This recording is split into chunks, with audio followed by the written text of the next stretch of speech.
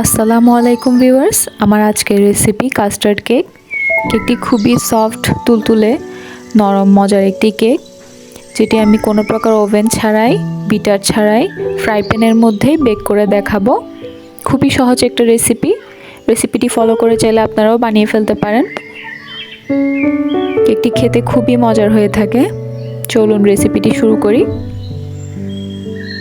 প্রথমে আমরা শুকনো উপকরণগুলো নিয়ে নিব। তার জন্য আমি একটা চালনি নিয়ে নিচ্ছি। এখানে আমি হাফ কাপ ময়দা, 1/4 কাপ পরিমাণ কাস্টার্ড পাউডার, 1 চা চামচ বেকিং পাউডার দিয়ে আমি ভালো মতো চালনির সাহায্যে চেলে নিব। গুঁড়ো দুধ দিয়ে দিয়েছি 1 টেবিল চামচ পরিমাণ।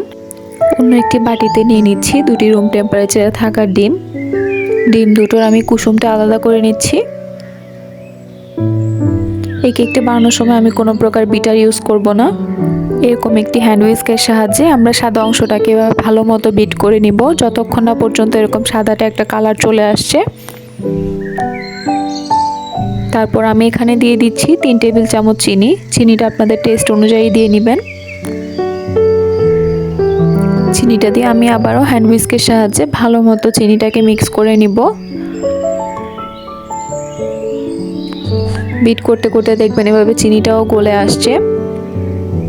চিনিটা গলে আসা পর্যন্ত আমাদের হ্যান্ড হুইস্কের সাহায্যে এটা বিট করে নিতে হবে। তারপর আমরা ডিমের কুসুম দুটো দিয়ে দিয়েছি। আবারও ভালো মতো একসাথে মিক্স করে নিব। যেহেতু আমি এখানে কাস্টার্ড পাউডার ইউজ করেছি, তার কারণে আমি এখানে কোনো প্রকার ভ্যানিলা এসেন্স বা কোনো ফ্লেভার ইউজ করছি না। কাস্টার্ড পাউডারের কারণে খুব একটা ভালো ফ্লেভার আসবে। তারপর দিয়ে দিচ্ছি হাফ কাপ তেল দিয়ে আবারও ভালো মতো একসাথে সব কিছু মিক্স করে নিব।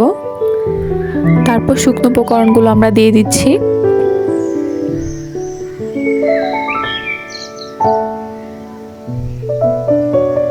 এভাবে হালকা হাতে শুকনো উপকরণগুলো ভালো মতো আমরা মিক্স করে নিব।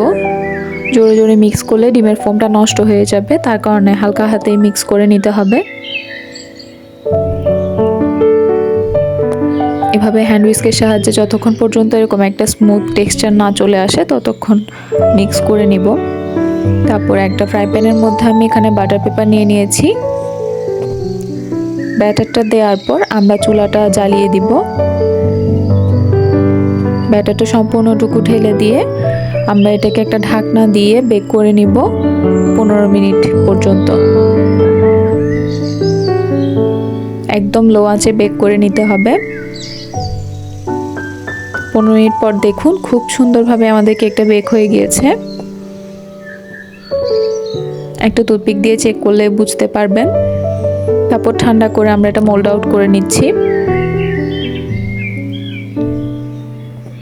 দেখুন খুব সহজেই কিন্তু একটা ফ্রাই প্যানের মধ্যে আমরা এরকম একটি কাস্টার্ড কেক খুব সহজেই বানিয়ে ফেলতে পারি। কেকটা খুবই মজার হয়ে থাকে। চাইলে রেসিপিটি ফলো করে আপনারাও বানাতে পারেন।